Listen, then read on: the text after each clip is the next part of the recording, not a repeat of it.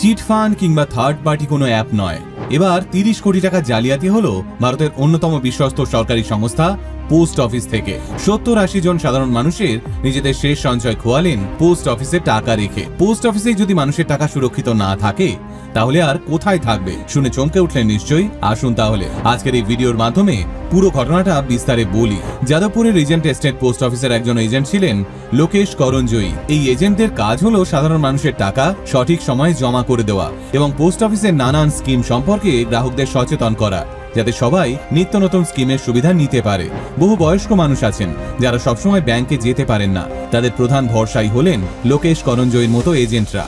এবার এই লোকেশ করঞ্জয়ী যাদবপুর এলাকায় 70-80 জনের টাকা নিয়মিত পোস্ট অফিসে জমা করতেন।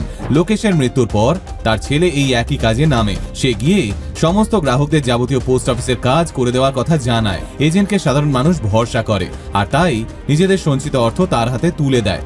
এবার লোকেশ করঞ্জয়ীর ছেলে সিদ্ধার্থ করঞ্জয়ী গ্রাহকদের থেকে টাকা নিত, কিন্তু সেটা আর পোস্ট অফিসে জমা করতো না। আবার এমন কিছু গ্রাহক আছে যাদের অ্যাকাউন্ট থেকে টাকা তুলে নিজের অ্যাকাউন্টে সরিয়ে নিত সিদ্ধার্থ। তবে এই কাজ করা সহজ নয়। সিদ্ধার্থ জানিয়েছে পোস্ট অফিসের পোস্টমাস্টার ওই জালিয়াতির সঙ্গে জড়িত।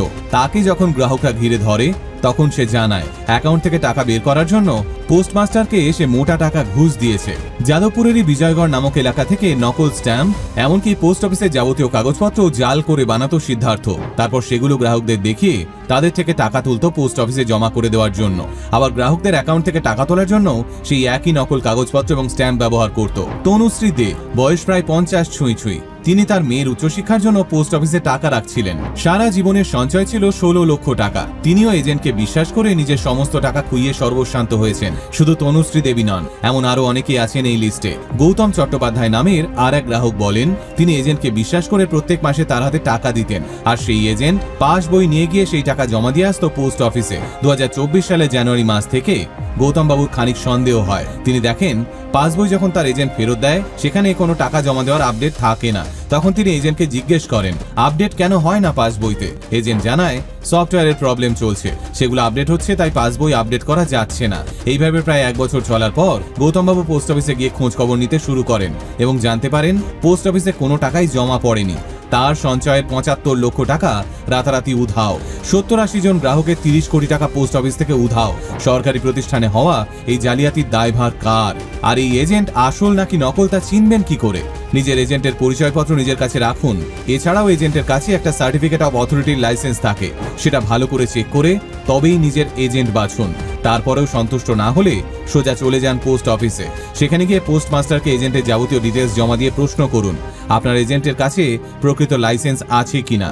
এই সমস্ত কিছু যাচাই করে তারপরেই নিজের টাকা ইনভেস্ট করুন। ভাবতে পারছেন, কারো 16 লক্ষ তো কারো 75 লক্ষ টাকা খোয়া গেছে পোস্ট অফিস থেকেই। এখন প্রশ্ন হলো এই টাকা ফেরত দেবে কে? অনেকের কাছে কোর্টে কেস করার মতো অর্থ নেই। শেষ বয়সে জমা পুঁজি খোয়া যাওয়াটা ঠিক কতটা কষ্টের তা আমরা সবাই জানি। তাই এই মুহূর্ত থেকেই সচেতন হন। আপনারও যদি কোনো এজেন্ট থেকে থাকে তাহলে তার ব্যাপারে আজই খোঁজ নিন এবং আপনার পরিচিত মানুষদেরও সতর্ক করুন।